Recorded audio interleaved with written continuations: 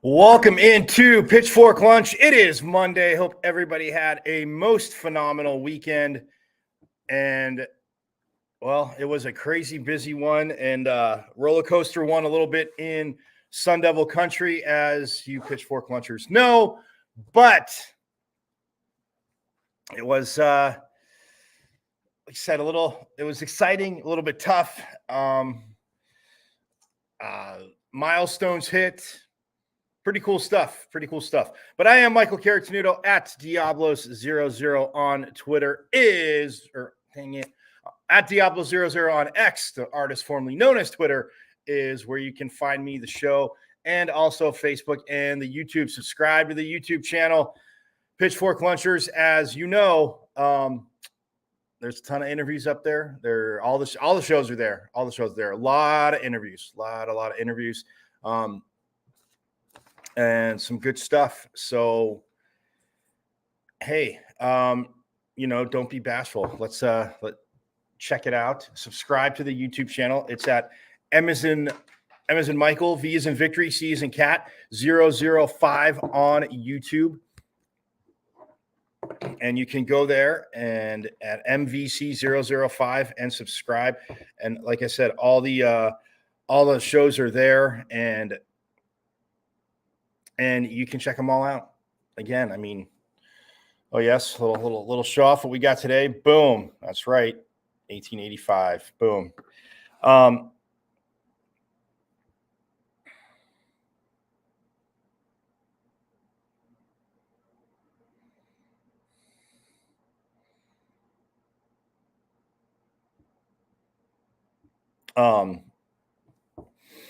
So you can go there, you can binge watch the shows. I mean, holiday time, in between working, that little thing that, we all need to do, and shopping, all that good stuff. You can binge watch some episodes like the one with, two-time or the Pac-12 Coach of the Year and Southwest Region Coach of the Year, JJ Van Niel in women's volleyball.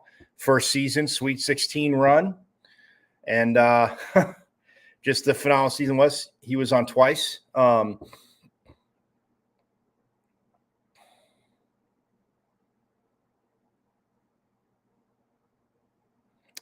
he was there. Also, Willie Bloomquist, baseball head coach. A lot of fall stuff going on with baseball. And it's, again, a little bit of a new team. And obviously, transfer portal wise, with recruiting, guys got drafted, all that good stuff. We catch up with Coach Bloomquist and, again, got to hang out with him in the fall.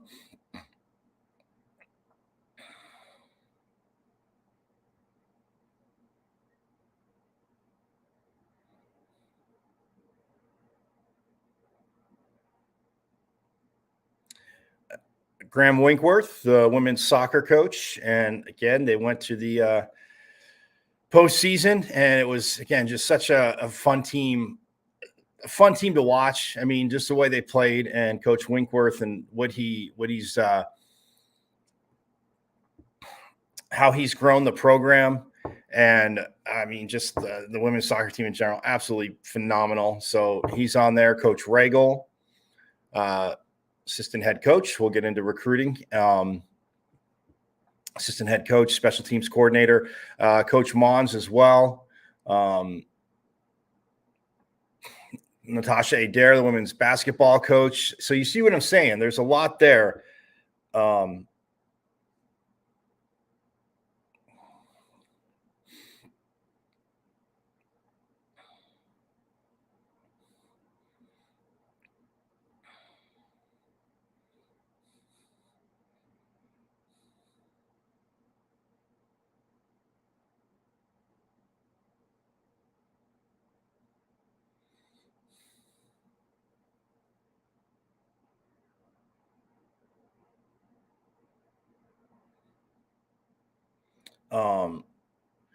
Coach Mons and Coach Regal, like I said, both been on, and recruiting was huge. So again, you get what I'm saying. Subscribe to the YouTube channel at M as in Michael, V as in Victory, C as in Cat 005 at MVC005 on YouTube. Go back, watch the shows, share the shows, all that good stuff. All that good stuff you can do.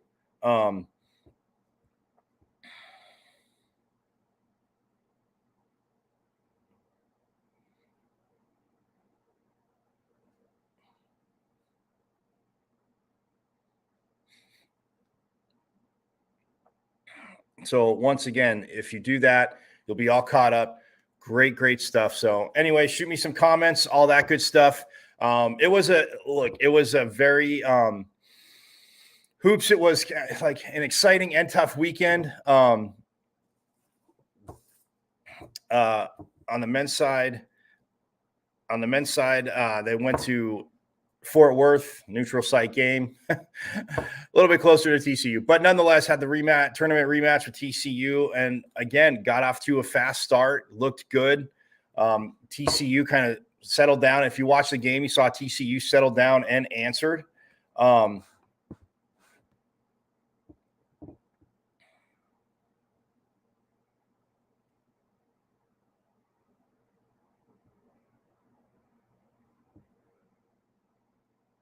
And then TCU came storming back.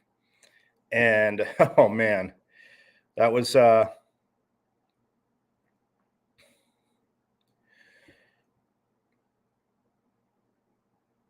tough one. And TCU came storming back and won that game. Again, a lot of things to like from that, and again, not so much the result, but not a lot of things to like from that. But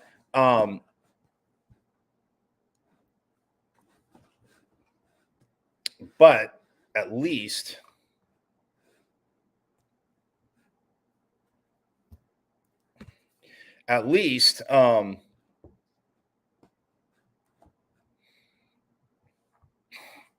there's stuff, again, and watching and seeing the game. I mean, there's stuff you can take, and you got to piece together.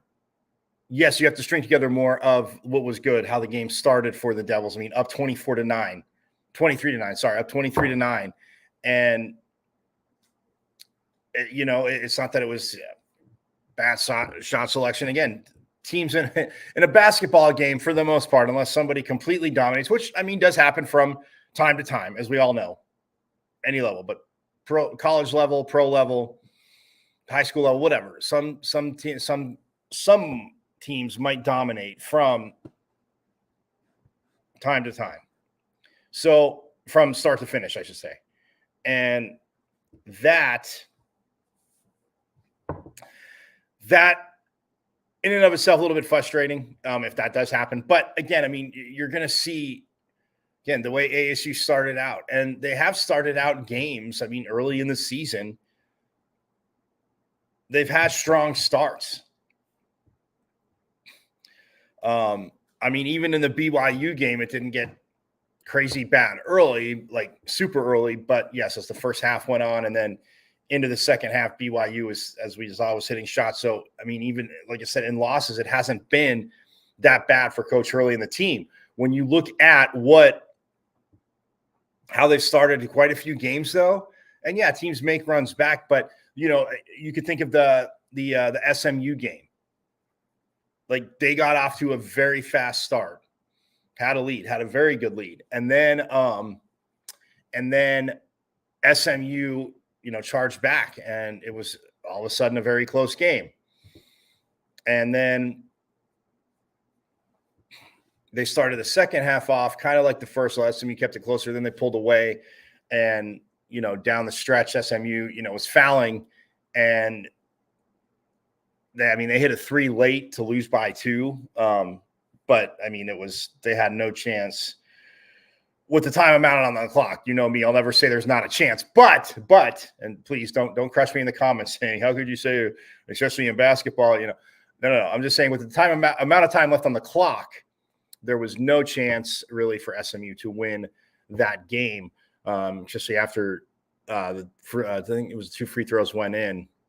Well, after the first one went in, but they hit both and then they chuck it down court. And, you know, I mean, they made bad beats, which it was hilarious because, again, I've said, you know, that has become, and it's not that you're laughing at people. I think why Scott Van Pelt they created that segment is because, yes, I mean, outside of, you know, people could say, oh, well, you know, ESPN Bet, you know, of course they're doing that. This was long before ESPN Bet. Once you started having, you know, going back to, you know, just people in general betting on games, and to see the two guys courtside at the end of bad beats that they highlighted when the kid from SMU hit the 3 to go within 2, and he's like, oh, they had ASU and they have their hands up, and then he sinks the 3. The guy they spotlight him, just puts his hands on his head like, you've got, of course, to be kidding me. But again, not laughing at that as just that's a tough one. But getting the victory, and against TCU, I mean, they started out, I mean, the first half of the first half, I know that sounds like a nightmare math question, right? But the first half of the first half, ASU completely dominated. And like I said, TCU started to come back. And then in the second half, it just seems like TCU built off of what they did. And then even the adjustments that ASU made, it became TCU was able just to kind of run away with the game. But we'll get to a little bit more of that later, more in depth. Also on the women's side, yes, it was very tough yesterday. A lot of you saw me out there. The women lost to Territorial Cup battle points, and yes, they will see them again. But they did lose to that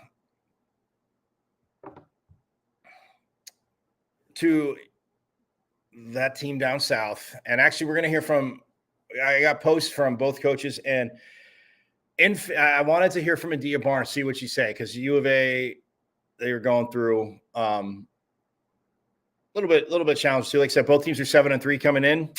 And Arizona gets the 91-52 victory here in Tempe.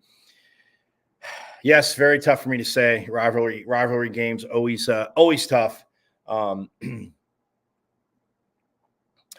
But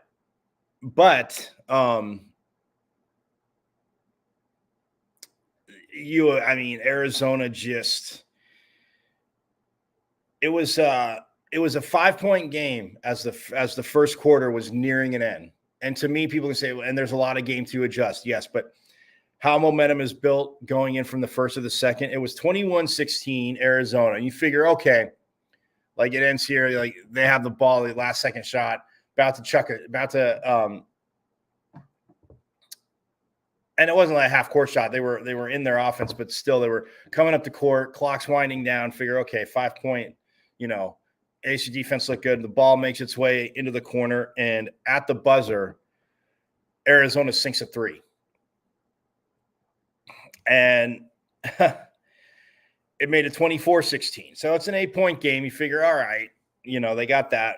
What can it do? Well, it charged, the momentum charged. I mean, in the timeout, between quarters, in the break between quarters, it did not slow down Arizona, and ASU, it had a tough quarter. They got outscored 28-8 in the second quarter. And you think about that and you're like, wow, that's that's tough. Tough to overcome at any point. But you have another half and you figure, okay, and they were shooting pretty good from three. So you're like, all right. But I shouldn't say pretty good. They were shooting really, really, really well from three, right?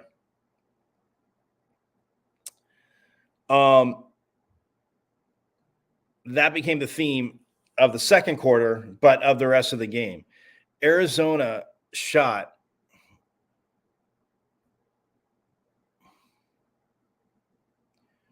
65%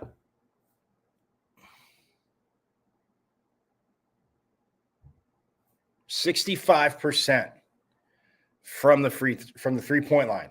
Not free throw, yeah, free throw, yeah. They shot 65% from the 3-point line. Now, look, this isn't just an excuse or glass half full, rainbows and unicorns. And it's not being, for once, I will precede it by saying it's for once not being extremely condescending to Arizona.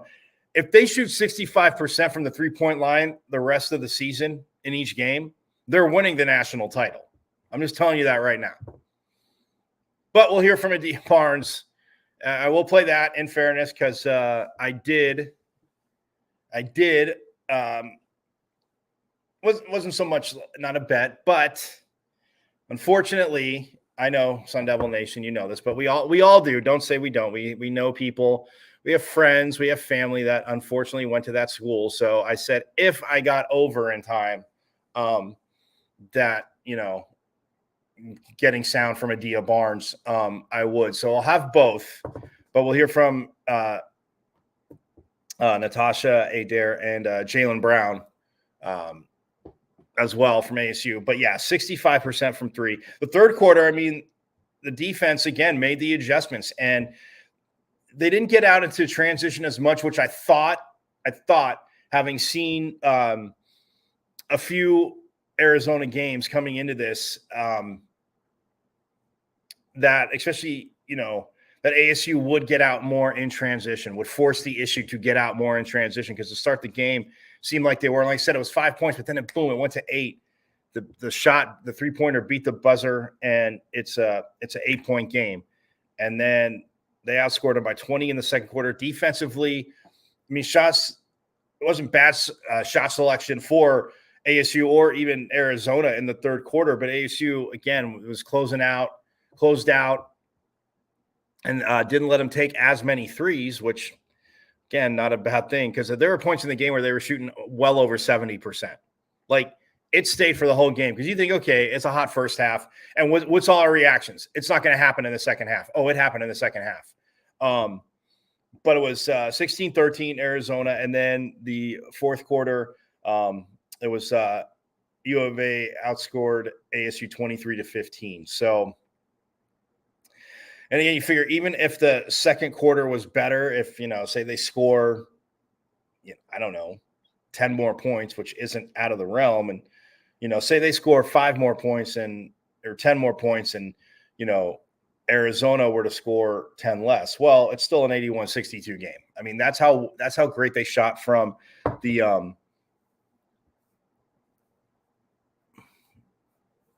3-point. They were 58.8% from The free throw line, again, not great, but when you shoot 65% from three, it's when you're 13 of 20, like I said, and they missed their last two. If they were over 70%, and the last two brought them down, I know, to 65%. But there were spurts. I mean, even to start the first quarter. I mean, to start the game. I mean, it was close. That the first quarter. I mean, it was like the last minute or two. It was probably the last 2 minutes. But again, Arizona's only up by 5, and you'll hear from Coach Adair because I asked about the momentum, of how that shot changed. I actually asked both coaches, so we'll hear from that. But again, Arizona wins it 91-52. Just again, so tough. Hockey got the sweep at Robert Morris. Hello. Yes. Thank you, hockey. They win both games.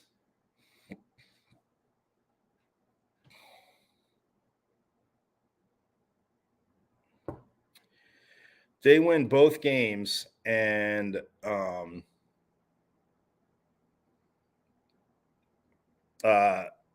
Tyler Gratton got a hat trick yesterday, and they get the 8-3 victory over Robert Morris yesterday. Yep. First career hat trick for Tyler Gratton. Forks up to you. Pitchfork Lunch shout out. Again, even in an 8-3 win, hat tricks, as we know at any level, are not easy to come by.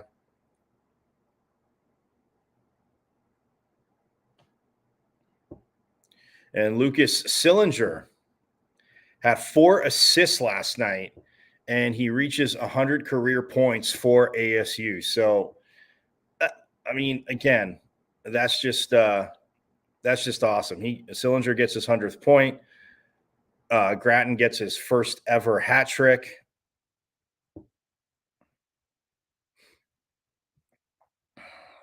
Yeah, Gratton gets his first ever hat trick, and they get the 8-3 win yesterday.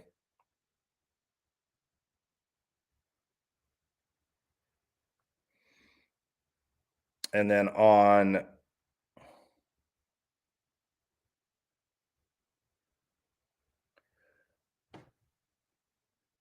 Saturday, they won 4-1. Sorry about that. But yeah, ASU hockey won 4-1. But I mean, Sillinger and Gratton, I mean, again, Gratton gets his first ever hat trick. Sillinger gets his 100th career point. That's just awesome. That is just absolutely awesome. And again, it's and Coach Powers has that team rolling. I love it. And like I said, they're not going to, I mean, they're at Robert Morris, and then next weekend they're in or New Year's weekend. So not next weekend, but the weekend after.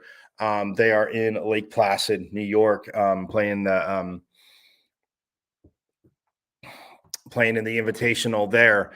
So again, not going to be back at Mullet until after the new year, which is January 5th, and the Desert Hockey Classic with Harvard, UMass Lowell, and Omaha joining ASU here. So again, they open up with Harvard, and then depending on what happens in the UMass Lowell Omaha game on Friday is who they'll play on Saturday. So look, very, very stoked for this team.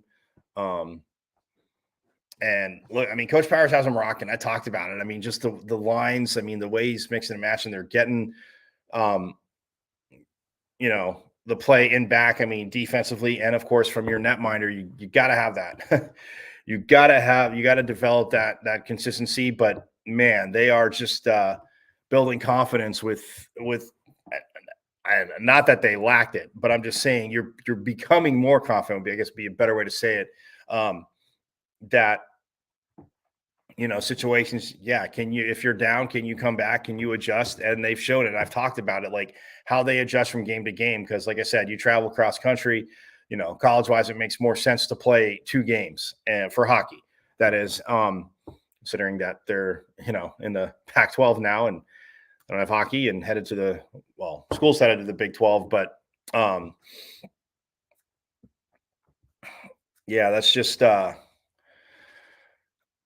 that but the way they're playing, it's just like I said, the confidence, they are exploding. I love um this hockey team. So it's gonna be so I'll get into a little bit more of that, but I had to obviously lead off with the 100th point. Um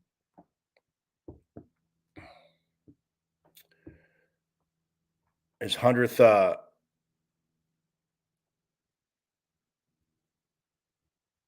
career point for Lucas Sillinger, and then first career hat trick for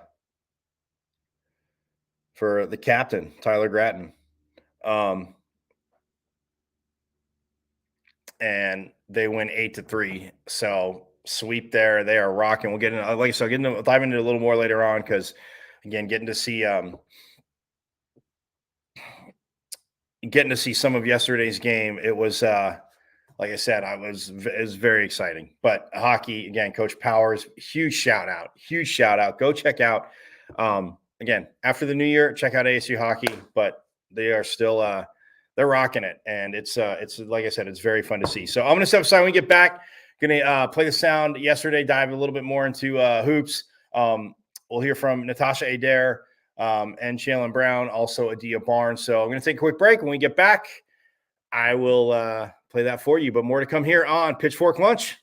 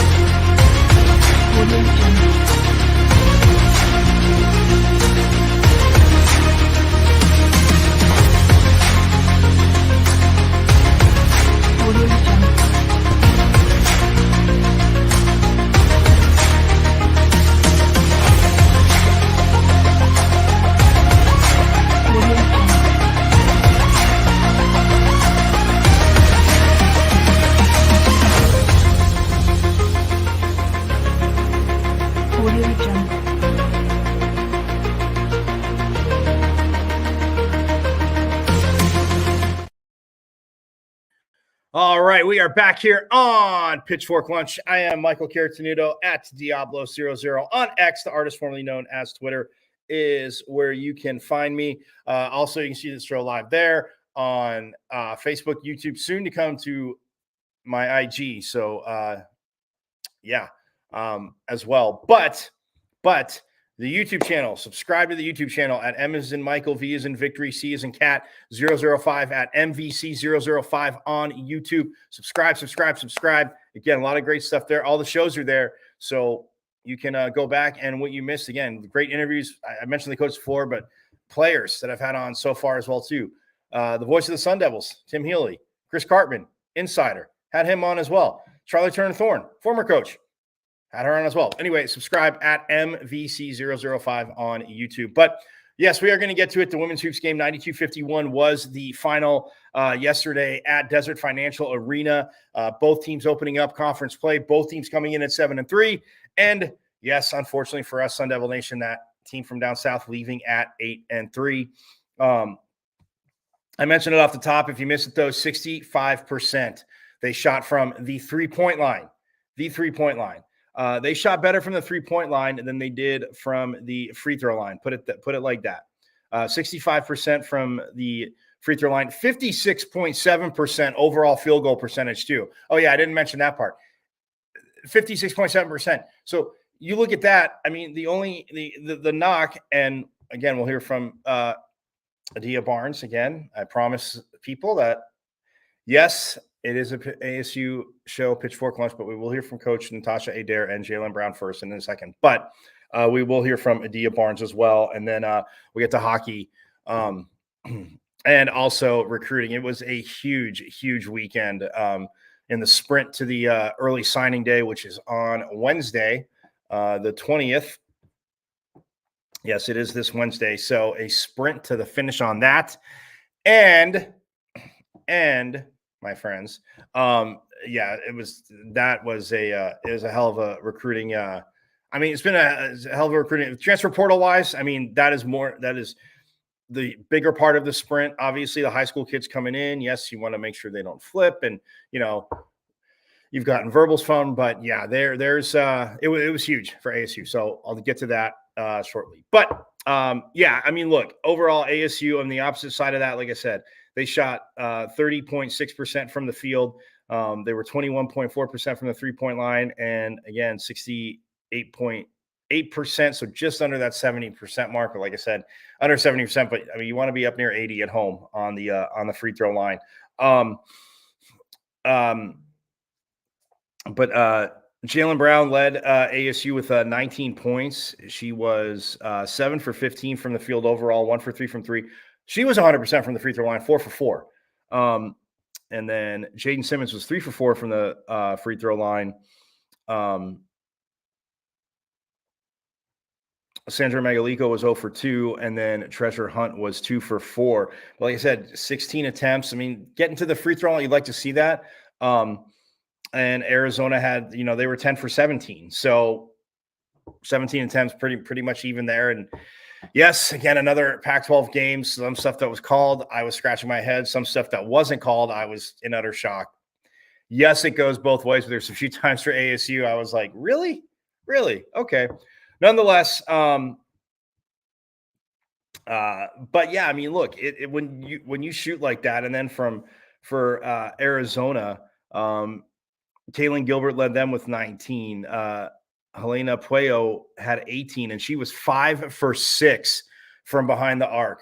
Was Helena Puello. So, like I said, it was tough. There was things there too, like again with what ASU did again to start the game, and even in the third quarter as well. And even how they finish out the game. It's just the lead was so big for. It got too big for Arizona, and again, to me, it just got keyed. It was sparked by that 3-pointer that beat the buzzer right at halftime.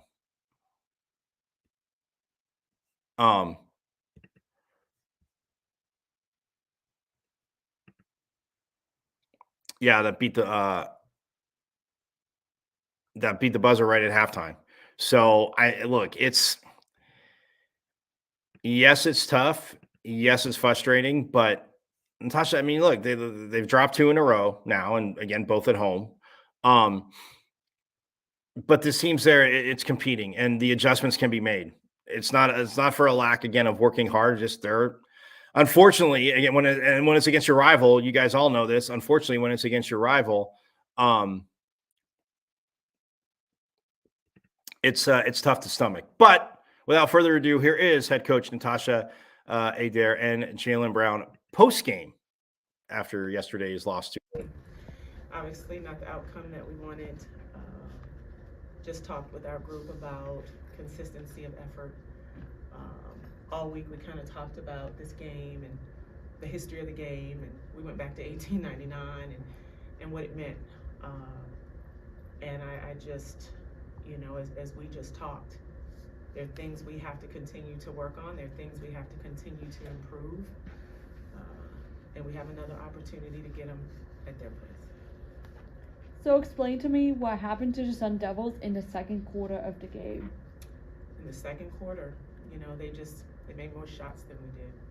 I felt like we were a little late on closeouts, gave them opportunities, whether it was man or zone, and just a step slow. to where we needed to be. And another question, you'll be facing the Fresno State as a part of the Jerry Colangelo Classic this Wednesday. What are you looking to achieve at this game this Wednesday? Well, we want to compete. I think that's the word we're going to continue to use. We want to compete, and we talked about even before this game the discipline and the details. And details are for us moving on the same defensive strength, getting on those 50-50 balls. 3, 4, and 5 to the offensive glass, all 5 to the defensive glass, things that we work on and we talk about every day. So it's just continuing to improve as a team, continuing to grow as a team, but the word is compete to win. That's what we want to do, compete to win.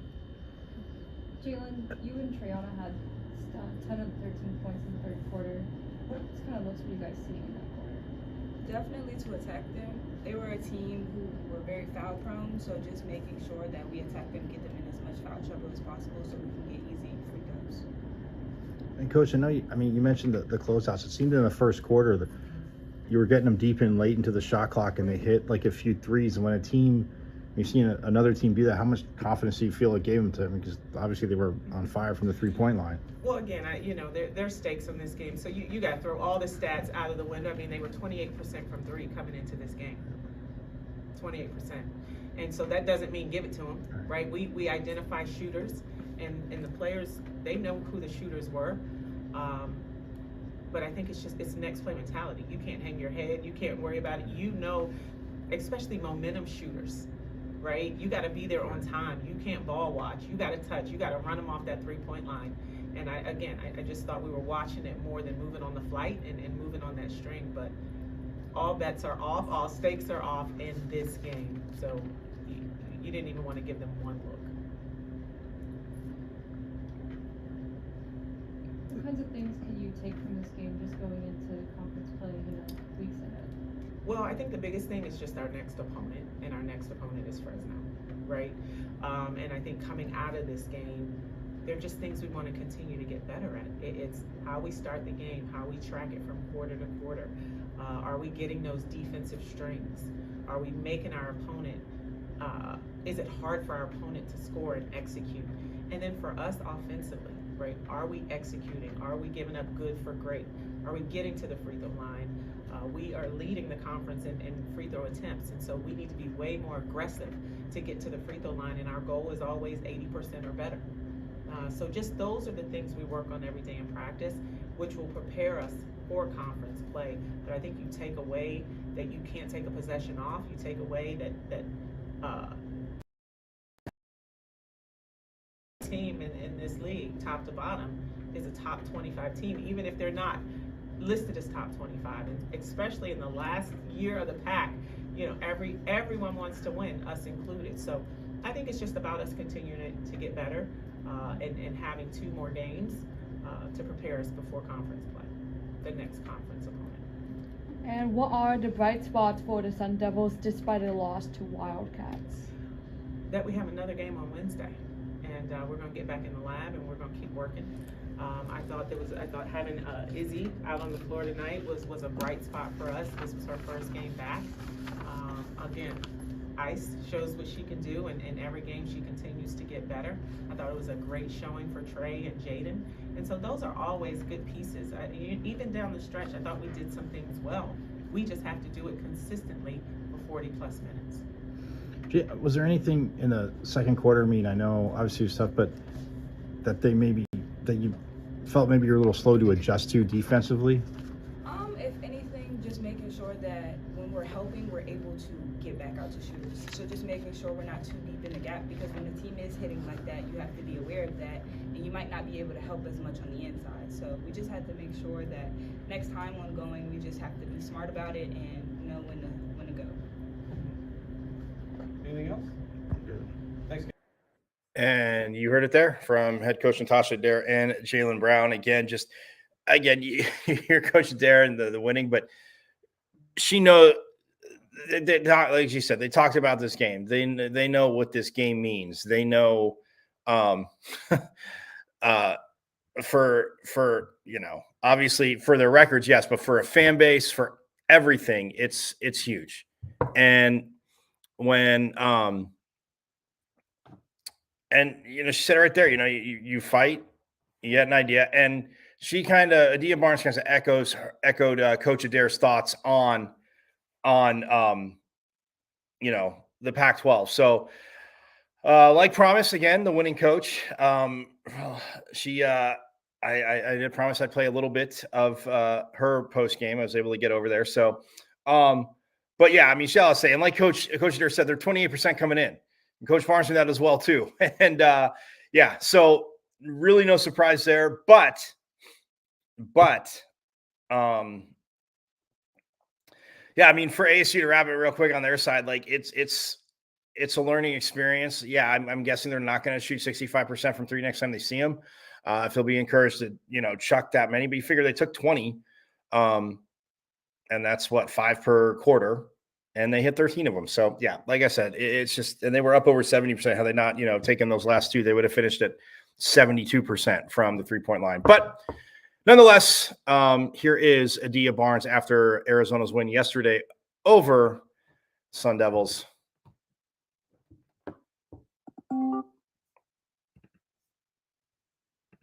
I thought we had a good second half against Texas. We fought back and didn't give up. I think just showing a lot of film and really reiterating that we are only going to be successful if we get certain people involved and if we're playing unselfish, and we're doing that.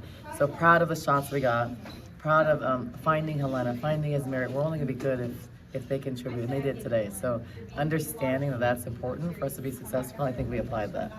I know it's a full game effort, but when you hit a buzzer beating three, I mean, at the end of the first quarter and shoot like you did from the 3-point line, but what does a three like that do just going into the second quarter? Well, it gives you momentum for sure, but I think also just hitting those threes gives us confidence, because at one point in the season, like 2 or 3 weeks ago, we were shooting 19%. Then we were like 22, and I said, we're not going to do that, but we're not going to be a 40% three-point shooting team. But last game, 87. This game, I think we're 66, 65, yeah. or 64, whatever. But we can shoot it. Will we sustain that? No, but we can be at 35%. We shouldn't be at 20-something, but we don't have, and this is without shooters. We have people that can make shots. We don't have a shooter. Like it's just a shooter, it's a pure shooter. But we have players that are capable. If we move the ball and get open shots, then they're high percentage. So I think it's contagious. When someone starts making it, it's kind of, it's like a, just contagious. So.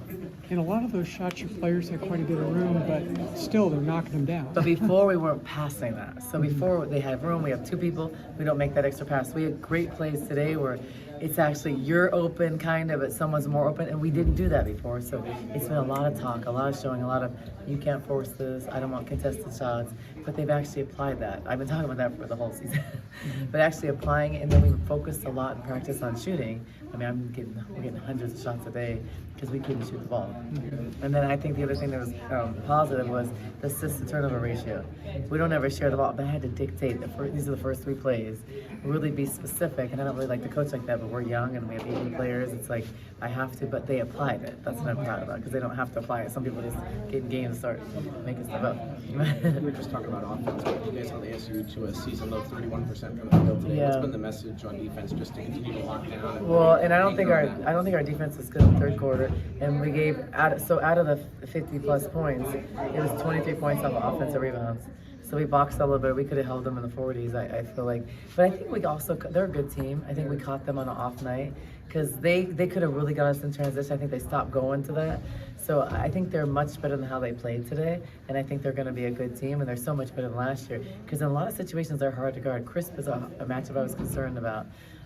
Simmons is a hard matchup for us. And so I think that we just kind of shot and got confidence early, because if they outplayed us in the second half. Your defense. Brea with the I foul trouble again, but for those few minutes she was in. She was good. Right. But I think our team did a really good job of finding her. But we have to just work on her discipline. I thought the second one was kind of, she moved a little bit, kind of questionable, out of bounds, but she's got to be disciplined. Knowing after the first one, you kind of don't put yourself in those situations, but she's young. She's so good around the rim, and just continuing to get better. But we have to work her through not fouling somebody. I was going to say your defense, some double teams and some things you did early in the game, and then the transition, you had some we had some really nice transition buckets. Yeah, that seemed like that set the tone, physical tone. For sure. And then, you know, you kind of Yeah, got them but back in the on past we would have that, we wouldn't make those passes. We would dribble. So I thought we did a really good job of everybody trying to look for the next person, and that's a sign of growth because we weren't doing that before. We would dribble and not look up. I thought Kaylin is the one who's the catalyst on that. She's the one that gets us going. By her doing that, then everybody, and then it's like we're looking for each other. Helena had some layups. She passed it up to get someone a shot.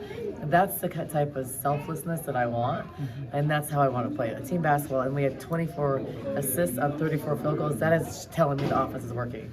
Not when before we would have more turnovers and assists, and everybody was a negative assist to turnover ratio but Helena.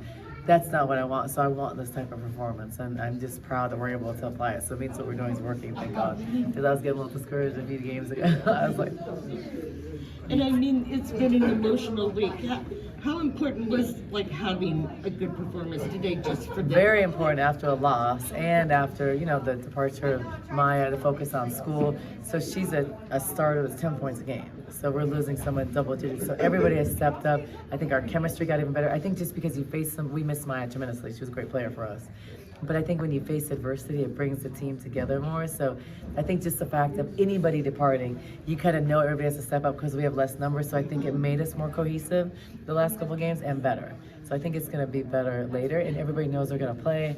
So I think it's a lot easier for a player. Now from a coach, it's hard because I'm having to play Helena at the 4, different players at the 4. But for a team, I think you know what to expect, and everybody's going to play when you have 9 players. Obviously, getting a conference win is huge, but I mean, when you look at it this year, I mean, going, I know it is one game at a time, Coach, but yeah. I mean, staring down the barrel of conference play, like, what does this win do for that? And I mean, what do you see from the conference? It does a lot for a couple things. It does a lot because we were able to bounce back from a Texas loss, and I felt like we fought. And so seeing comments and seeing how we respond after losses, and we played well after losses, which is a good thing for us as a young team. The second thing, starting a Pac-12 undefeated, so 1-2, it's going to be very hard to get wins in the Pac-12. I mean, getting to 500 in the Pac-12 is going to be extremely difficult. We're going to have a lot of teams in tournaments. The best conference by far, hands down, the best since I've been here in 8 years, and best even from when I played. And then just all of those things, and losing a player, stepping up, and then just having momentum going into Christmas. That's another important thing because we're playing a really tough schedule going into Christmas. Usually you don't want the game before Christmas, you want a cupcake game because you don't want to lose and then wait a week. So I think all those things, we're playing a really good team on Wednesday. So you don't want to go 0-3 going into Christmas and then start the Pac-12 with tough teams. So I think for the psyche of a team, very important to start off, have momentum. Win or lose Wednesday, we're still playing good basketball. We're in a good place. So I think that's really important for the type of team we have. And that was Adia Barnes. Yes, unfortunately, I know. But hey, Sun Devil Nation, before you crush me in the comments or on X, just realize there was a little banter with somebody, and I said, if I can get over there, I will. It's not like I was stalling. And you saw the Sun Devil post game first and foremost, but Coach Barnes hadn't spoke yet. But you heard it right there, and I asked her, I mean, look, the Pac-12, it is going to be insane this year. I already talked about last week, I mean, 5 ranked teams, and as conference play starts, I think it won't be hard for the teams that are in the rankings. I think, well, it'll be hard to stay there. But other teams trying to get in, I mean, what kind of truly upsets will it be? And you heard it. And look, you can always say coaches are going to say the same thing about their conference, and you're going to bat for your conference. Top to bottom this year, it's not even close. Like, it's pseudo close because, okay, I'll say, and I mean, I'll just echo what Coach Adair and Coach Barnes said. I mean, it's really not close top to bottom. When you look at what they've all done in out of conference, all well over 500. Quite a few of them with big wins. Yes, they both lost to Texas. And I did ask Coach Barnes at the end about, what they took, both having played Texas, them recently. She's like, you look at it a little bit, but obviously, like, you saw what maybe Texas did against them, what they did against us. But, they played Wednesday, and then, it's not crazy quick, but quick enough turnaround to Sunday. But yeah, of course, I mean, they're looking at, how would a common opponent to this point that's, not a conference opponent play them. So yeah, stylistically, talk about difference, but top to bottom, I mean, she's right. Like, you're already trying to start to sell your team and say, coaches are there, to sell their team, but boost their confidence, of course. Like Charles Turner Thorne said it for years, like you're not taking a night off. If you take a night off and don't play to your ability conference wise, you're going to get smashed. And Stanford, Utah, I know they're dealing with a little bit of injury, but nonetheless, it's going to be, it's huge. But yeah, no, you heard it there. I mean, she said, and Coach Adair said it, they're 28% coming into the game from 3-point range. So do you think you're going to shoot 65%? Probably not. But does she also think they're a 28% or below 20% shooting team? No, it's a team that she's like, and they put up a ton of shots, can do that. They did it against the Sun Devils. Unfortunately, I mean, they hit, and they weren't all, believe me, they weren't all crazy wide open. There were a few that were, yes, because ball movement, creation on plays, again, closing out the 3-point line. But look, I mean, if you're ASU, you take from this the hunger and not that they weren't before, but like Coach Adair said, to keep working hard because, yeah, you need some things to look at to adjust, but you want to get back on the court right away. And luckily enough, they will be Wednesday, the Colangelo Hall of Fame series, which is going to be at Footprint Center. So that is absolutely awesome. We'll be out there for that. Well, hopefully. Anyway, you don't need to know about that. But that ends hoops. Look, football over the weekend on Twitter, on X, pardon me. Man, I'm up to 15 more push-ups. Awesome. But I shared a lot over the weekend. Obviously, friend of the program, Chris Cartman from Sun Devil Source. Real quick, the player that Coach Barnes was talking about was Maya Najee, who went to Arizona for the medical program. She wants to be a physician. She's in the accelerated pathway to medical education. And just with her studies and stuff, she just felt like, she's not going anywhere else, but with basketball, with travel, where she's at in school, and she wants to be a physician. And, and Coach Barnes, of course, obviously extremely supportive of that. It was the highest rated recruit that Arizona had landed.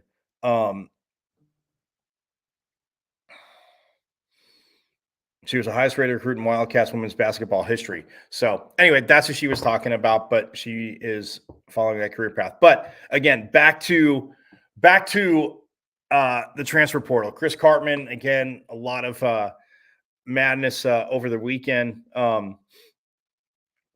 And he,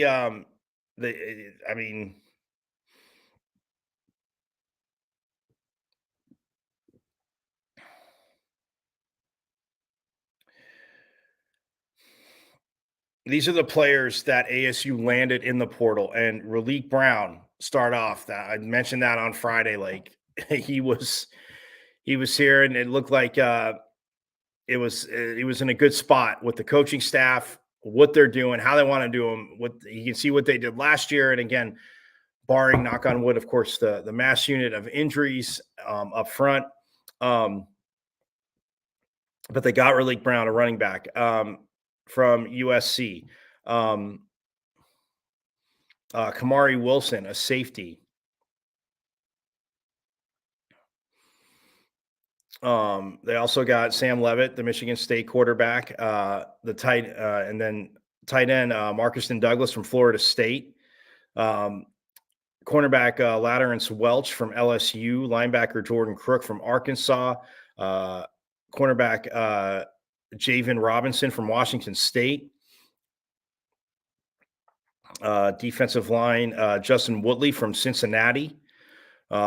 Defensive lineman J.P. Dieter from Purdue. He was one of the first. Tight end Cameron Harpool from San Diego State. Linebacker, his former teammate. Well, they were former teammates. Now they're current teammates. But for Cameron Harpool, again, the tight end from San Diego State. But Zyrus Fiasu from San Diego State as well, the linebacker. And then two offensive linemen, Joey Sua from Arkansas, which is huge. Again, needed to attack the transfer portal. And Issei Mautatia from New Mexico. So, again, getting guys in, you're right there.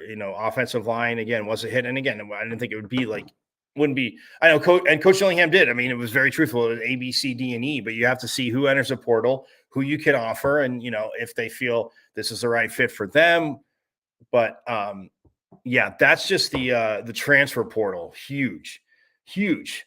For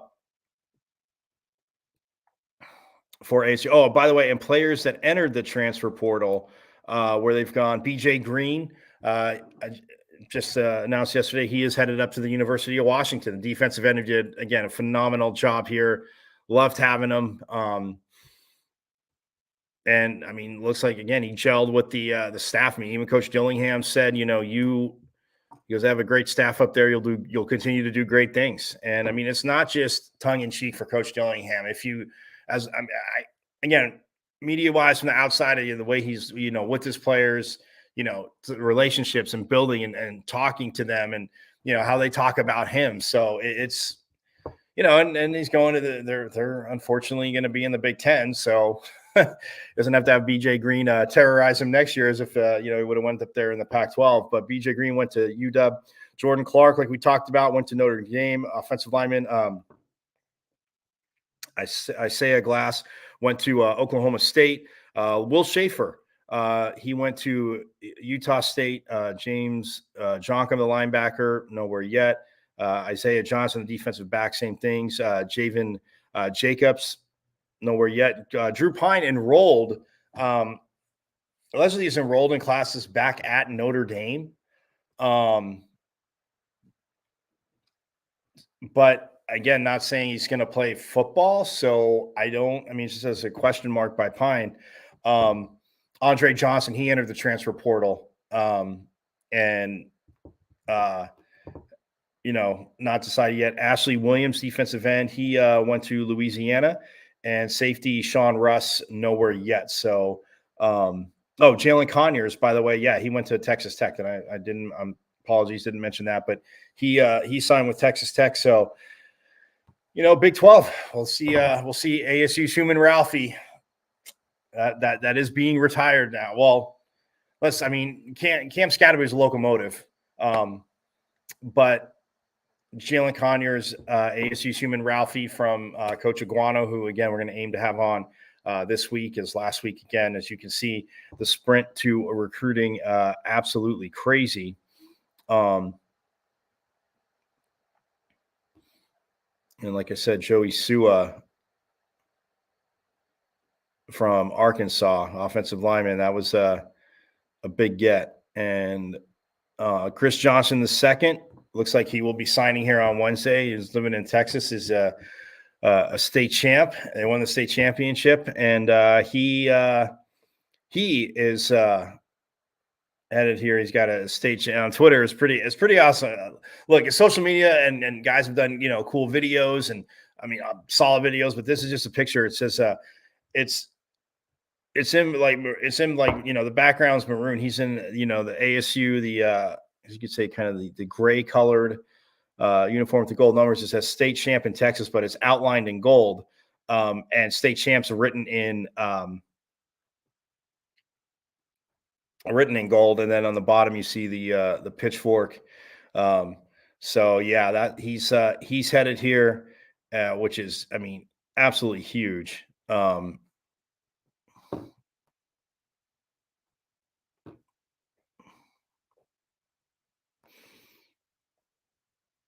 And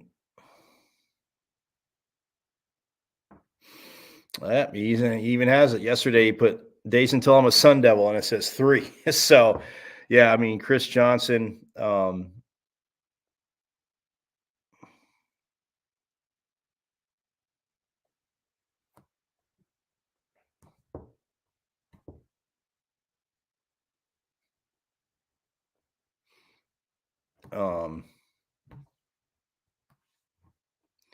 He'll be here, and again, that's just absolutely awesome.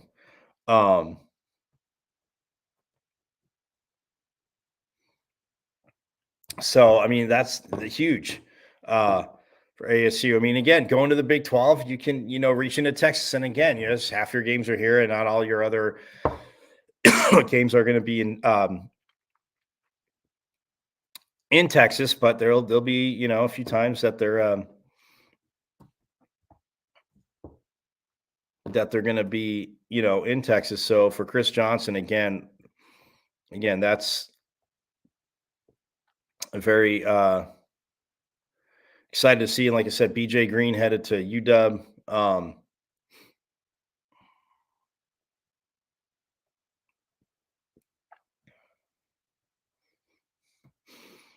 And then even they landed a high schooler, Terrell Kim, as well, who's a 6'3", 362-pound interior offensive lineman, defensive lineman, wrestles, track and field. So from up in Oregon. So Terrell Kim and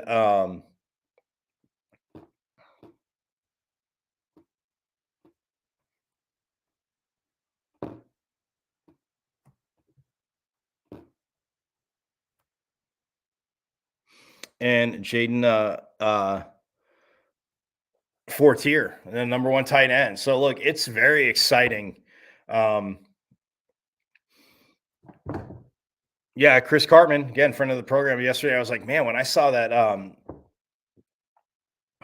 that Terrell Kim signed, I was like, man, they nabbed two top 5 players. I go from, well, in Oregon's rankings, but Chris Cartman supported that, and he said Fortier is number one, and Kim is number 5 in Oregon's 2024 class by 24/7 Sports. He goes, I don't think ASU has ever signed 2 top 5 guys from the state. Just getting one is extremely rare. So, yeah, man, forks up. Like, look, Kenny Dillingham. I mean, and the coaching staff. Obviously, I know. Obviously, Jason Mons here with tight ends.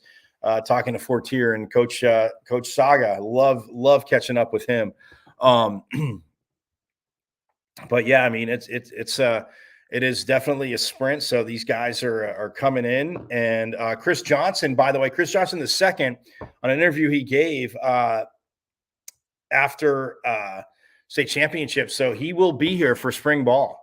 Like, graduated early, obviously graduated early, and he will be here in the spring semester, which means he will be participating in spring ball. And a lot of guys have done it. And Coach Dillingham said, you're in high school. If you can do it, yeah. I mean, it's a part of your life, like graduation, obviously, a big thing. They have a job to do, but even if guys come in, in the summer, yes, it's a little bit of, I mean, like I said, getting to know the offense, getting to know, or the defense, just starting to hear the calls, seeing what the guys in front of you are doing again that are back, and there are quite a few that are, how coach wants it played, getting used to, yes, what your position coach is doing with you, but, calling the plays. And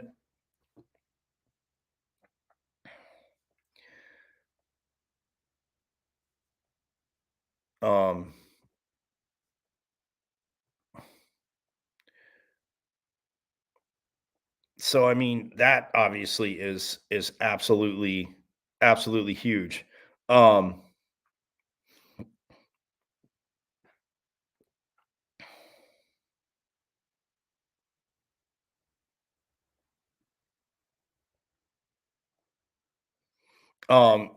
yeah, just hearing play calls and going from all that, like, it is a huge advantage. But I mean, at the same time, if they can get there, I'm sure, it's something that if the players ask, the parents ask, they talk about it. It is huge. You get to get into college life again without, yes, practice and learning, but not having to play games. It's not all, again, because campus in and of itself it's still, like I say, overwhelming. They're not all it's not all deer and headlights overwhelming, but I mean, it is a big adjustment, as we all know. So to have, the spring semester to make it, go through spring ball, get used to classes and all that good stuff, the campus, everything, huge advantage there. So, like, absolute forks up. Love what the staff is doing. And yeah, it's coming to a close on Wednesday. And again, we'll have a lot more. But I'm going to get out of here. Again, Pitchfork Lunchers, appreciate the love. Hit me up in the comments. Hit me up on @Diablo00 on X, the artist formerly known as Twitter. And again, see the show live here, Facebook. Subscribe to the YouTube if you've missed anything. Again, post-game stuff, coaches interviews, of course, player interviews. All of it is there. Subscribe to the YouTube at M as in Michael, V as in Victory, C as in Cat 005 @MVC005 on YouTube. Subscribe. I'm going to get out of here. I will see you tomorrow, possibly with a guest. We'll see. It just depends on schedules, but they are coming this week. So I'm going to get out of here. Everybody have a phenomenal rest of your Monday. I was almost going to say Tuesday. What is wrong with me? It is Monday. I know. Close enough to the holidays. Nobody wants me to speed up the calendar. So yes, I get it. I'm not trying to speed it up.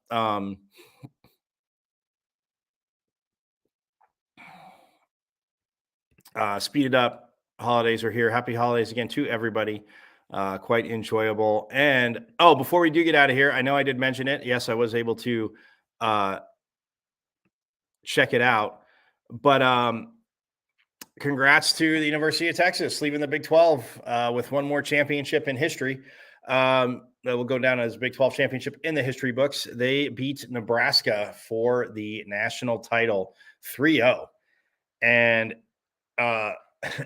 it was outside of the first set, it was complete and utter domination from the Longhorns.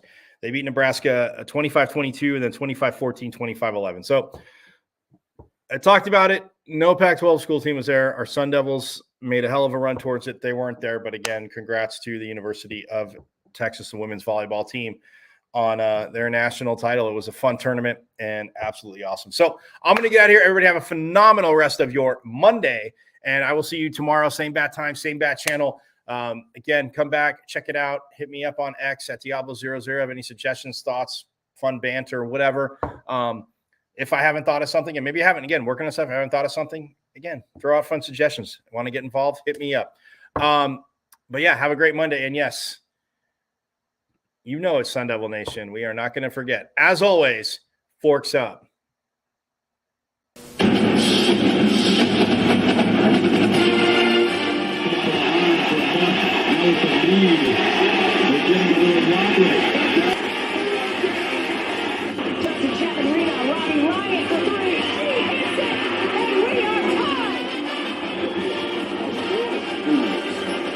Cherry's three. Johnny Walker matching up against control. His shot. Bruce score, they score. They tie the game up 2-2. Some drives out for Robbie Ryan. Her three right on the money. This is Taya Hansen for three. Other side of the rim with a pretty reverse. Wow. 5 seconds to go. Find Hawk. Hawk spins. It rolls off. And Arizona State wins it. Edwards pulls off. And buries the block. And he takes his shot.